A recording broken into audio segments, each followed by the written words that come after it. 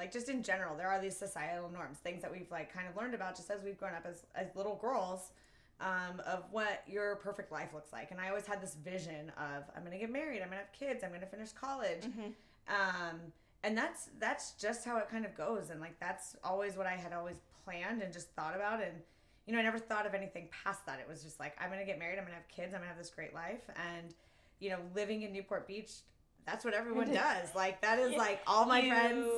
Yeah, as a woman, it's like, and it's not, we've always said this, it's like, it is, if that is what you want, that is great, but there's other paths. Exactly. And we didn't know that, okay, motherhood marriage and motherhood are not the only destination.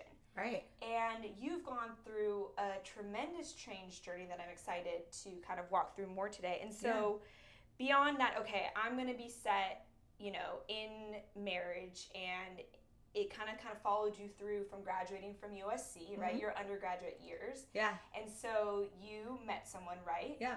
Tell us a little bit about him. Yeah, so I met, you know, mutual friends. I hadn't met anyone in college. I wasn't dating anyone. And, you know, I started to get worried. I was, you know, in my mid-20s. That's when it always hits, the mid-20s. Yes. You're like, oh my gosh, Yes. I'm single. Yeah, you start to get nervous. And people come out of college, and you kind of go into college thinking, like, I'm going to meet someone. And I also had this vision of, I love going to football games. I love USC. I wanted to have, like, a Trojan. That was part of my image. Yeah, sorry. But, you know, I finished, and I was like, dang, I just didn't meet anyone there. And then my best friend met her husband at college. Yeah. And she moved home, and he was from here, and they introduced me to his best friend. We all went out for sushi, had a great time, and wonderful gentleman. And from there, you know, kind of felt like, oh, this could be the one. Like, you know, it's time to get married. Everyone else is married.